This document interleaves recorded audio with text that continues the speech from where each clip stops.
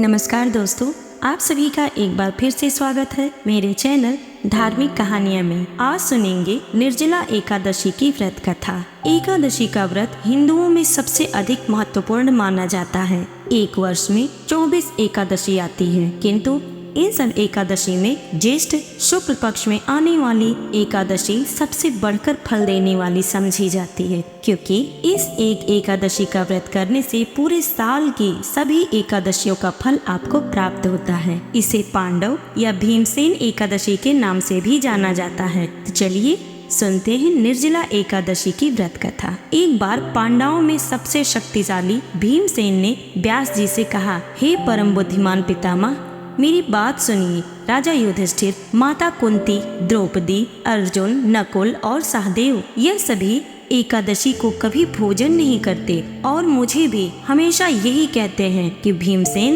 एकादशी को तुम भी कुछ नहीं खाया करो। परंतु मैं उन लोगों से यही कहता हूँ कि मुझे भूख बर्दाश्त नहीं होती। मैं भगवान की भक्ति पूजा तो कर सकता हूँ, दान भी दे सकता हूँ, परंतु भोजन के बिना मैं नहीं रह सकता। इस पर व्यास जी ने कहा, हे भीमसेन, यदि तुम नरक को बुरा और स्वर्ग को अच्छा समझते हो तो हर महीने की दोनों एकादशियों को अन्न मत खाया करो। भीम ने कहा, हे पितामह, मैं तो पहले ही कह चुका हूँ, मैं भूख सहन नहीं कर सकता। यदि वर्ष भर में कोई एक व्रत हो तो मैं उसे रख सकता हूँ, क्योंकि मेरे पेट में व्रत नाम वाली अग्नि है, उसे मैं भोजन करा के ही शांत कर सकता हूँ। भोजन कराने से वह शांत रहती है, इसीलिए पूरा उपवास तो क्या, एक समय भी भोजन के बिना रहना मेरे लिए बहुत कठिन है। इसीलिए आप मुझे कोई ऐसा व्रत बतलाइए जो वर्ष में केवल एक ही बार करना पड़े और मुझे स्वर्ग की प्राप्ति हो जाए। यह सुनकर श्री व्यास जी ने कहा, हे पुत्र,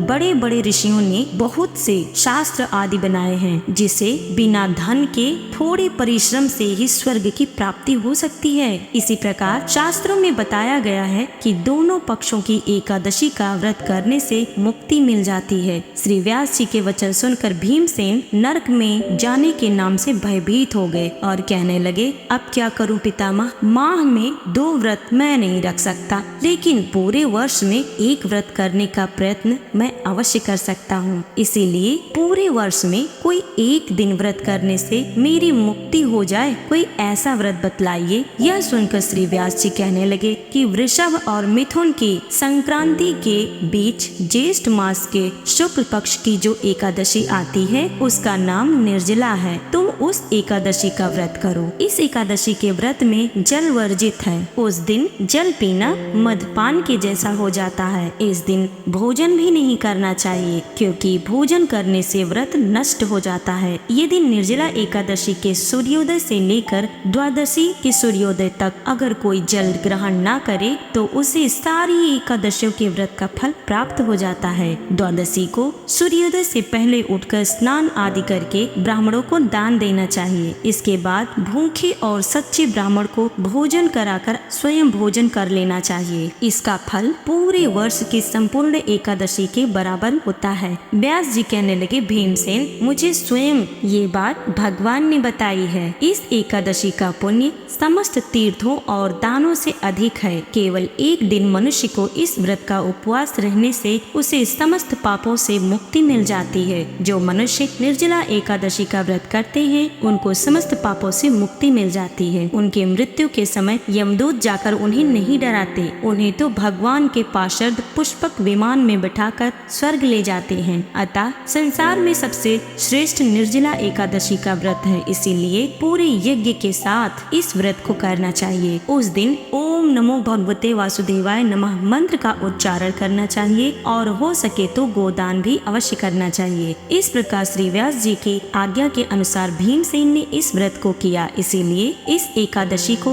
भीमसेनी या पांडव एकादशी भी कहा जाता है। निर्जला व्रत करने से पूर्व भगवान से प्रार्थना करें कि हे भगवान, आज मैं निर्जला व्रत करता हूँ, दूसरे दिन भोजन करूँगा। मैं इस व्रत को श्रद्धा पूर्वक करूँगा, अतः आपकी कृपा से मेरे सभी पाप नष्ट हो जाएं। इस दिन जल से भरा हुआ एक घड़ा वस्त्र से ढककर दान करना चाहिए। जो लोग इस दिन यज्ञ आदि करते हैं उनका फल तो वर्णन ही नहीं किया जा सकता। इस दिन एकादशी के व्रत से मनुष्य विष्णु लोक को प्राप्त होता है। जो मनुष्य इस दिन अन्न ग्रहण करते हैं वह चांडाल के समान हैं, वह अंत में नरक में जाते हैं। जिसने निर्जला एकादशी का व्रत किया है, चाहे वह ब्रह्म हत्यारा हो, मदिरा पान करता हो, चोरी करता हो या गुरु के साथ गलत आचरण करता हो, इस व्रत के प्रभाव से वह स्वर्ग जाता है। श्री व्यास जी ने कहा, जो पुरुष या स्त्री इस व्रत का श्रद्धा पूर्वक पालन करते हैं उन्हें सबसे पहले भगवान का पूजन करना चाहिए, फिर गोदान करना चाहिए, उसके बाद ब्राह्मणों को मिष्ठान में दक्षिणा देनी चाहिए, इसके बाद जल से भरे कलश का दान अवश्य करना चाहिए। निर्जला एकादशी के दिन व्रत और जूते आदि का दान भी करना चाहिए। जो मनुष्य भक्ति पूर्वक इस कथा को पढ़ते या सुनते हैं उन्हें निश्चय ही स्वर्ग की प्राप्ति होती है। तो ये थी निर्जला एकादशी की व्रत कथा। कैसी लगी कमेंट बॉक्स में जरूर बताएं और मेरे चैनल धार्मिक कहानियाँ को सब्सक्राइब करना बिल्कुल ना भूलें।